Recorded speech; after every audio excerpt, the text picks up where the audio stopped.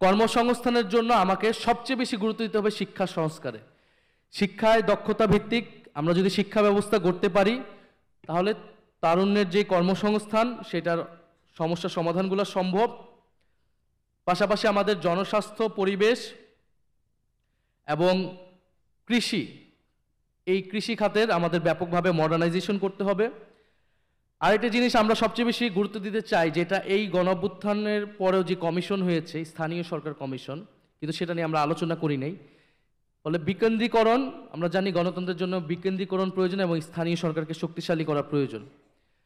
স্থানীয় সরকারকে শক্তিশালী করার এই আলাপগুলো উঠেছে, কিন্তু আমরা হয়তো সেটাকে রাজনৈতিকভাবে গুরুত্বপূর্ণ করে তুলতে পারি নাই।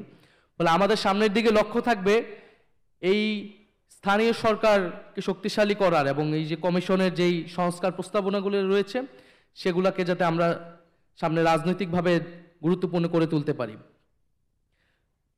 সর্বোপরি আমরা বলবো যে আমাদের যেমন বিদেশি বিনিয়োগ এবং পুঁজিকে আমাদেরকে আকৃষ্ট করতে হবে, একই সাথে কিন্তু আমাদের দেশীয় পুঁজি তৈরি করতে হবে, আমাদের দেশীয় ব্যবসায়ী শ্রেণী তৈরি করতে হবে, জাতীয় অর্থনীতি করে তুলতে হবে। এবং আমরা বিনিয়োগ বা পুঁজি আনার ক্ষেত্রে আমাদের সার্বভৌমত্বের প্রশ্নটা সবসময় গুরুত্বপূর্ণ।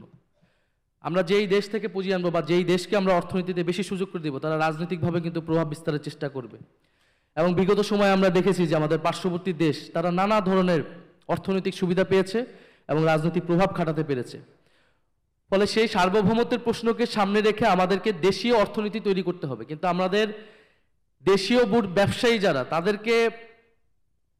তাদেরকে যে সৎ এবং দেশপ্রেমের চেতনাটা আমরা যারা রাজনীতি করি, যারা তরুণ প্রজন্মের আছে, তাদের কাছ থেকে প্রত্যাশা করি যে আমাদের দেশের ব্যবসায়িকরা যাতে টাকা পাচার না করে, তারা যাতে লুটেরা ব্যবসায়ী শ্রেণী হিসেবে সমাজে পরিচিত না পায়, বরং তাদের মধ্যে সেই দেশপ্রেম, সেই অঙ্গীকারটা আমরা দেখতে চাই। ফলে এটা রাজনীতিবিদদের ভিতরে যেমন এই পরিবর্তন আসতে হবে, ব্যবসায়ীদের মধ্যে আসতে হবে, আমলাতন্ত্রে আসতে হবে। সামগ্রিকভাবে যদি আমাদের সমাজে সেই পরিবর্তন আসে, আমরা এবং সবাই সেই ঐক্যটা রাখতে পারি এই লক্ষ্যে, তাহলে আমি মনে করি যে আমাদের কাঙ্ক্ষিত পরিবর্তন সম্ভব।